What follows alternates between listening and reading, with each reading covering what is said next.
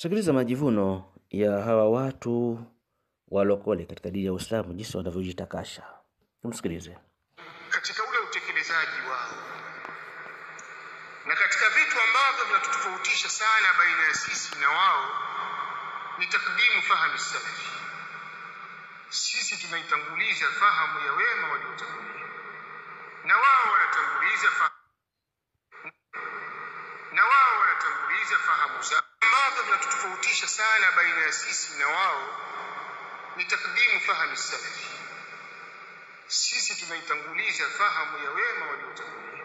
Vitu ambavyo vinatutofautisha sana baina ya sisi na wao ni takdimu fahamu salafi. Sisi tunaitanguliza fahamu ya wema waliotangulia, na wao wanatanguliza. Sisi tunaitanguliza sisi. Haya maneno ni ukweli? Haya maneno ni uongo mtupu?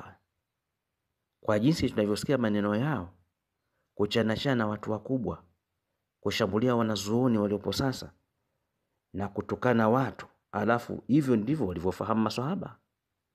Kusema maulidi bida ndio ufahamu wa maswahaba. Kupinga dhikiri za Allah, kudharau dhikiri za Allah, huo ndio ufahamu wa maswahaba. Walifahamu hivyo. Acheni kuwazulia uongo maswahaba. Maswahaba hawakufahamu hilo. Kwa hiyo nataka kuonyesha kwamba hivi mlivyofahamu nyinyi ndivyo mnavyotekeleza. Hivi mnavyotekeleza ndivyo mlivyofahamu, na ufahamu huo ndio walivyofahamu maswahaba. Acheni kuwazulia uongo maswahaba. Maswahaba hawakufahamu hivyo mlivyofahamu nyinyi. Nyinyi mmefahamu tofauti. Maswahaba walikuwa ni wingi wa kumdhukuru Allah subhanahu wa ta'ala. Maswahaba walikuwa wana utulivu katika dini. Maswahaba hawakuwa wanashambulia watu ovyo ovyo. Maswahaba walikuwa wana adabu kwa waja wa Allah. Lakini nyinyi hamna adabu. Mnamtaja mtu wazi wazi katika mitandao. Sasa ufahamu gani huu mmeuchukua kutoka kwa maswahaba? Kwa hiyo msije mkaleta talbisi kuwachanganya watu. Tena kibaya zaidi ni kundi linalolazimisha kuchanganya mkojo na maji na kuwadanganya watu kwamba haya ni maji. Acheni kuchanganya mkojo na maji. Maswahaba ni maji. Haya mnayodai nyinyi ni mkojo. Sasa vyote vyafanana.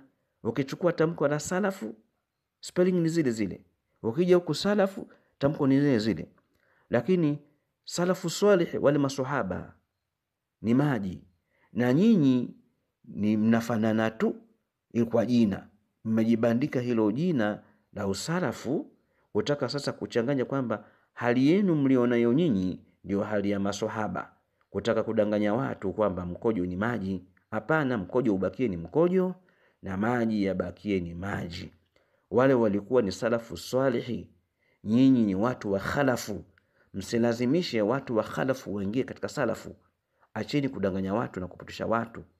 Kikubwa ni watu kurudi katika dini ya Allah na kumcha Allah na kuacha kujibandika majina na kuacha hizo bid'a mbaya na kuacha riaa na kuacha ulokole na kuachana na fitna za Mayahudi kuja kuwafarikisha Waislamu.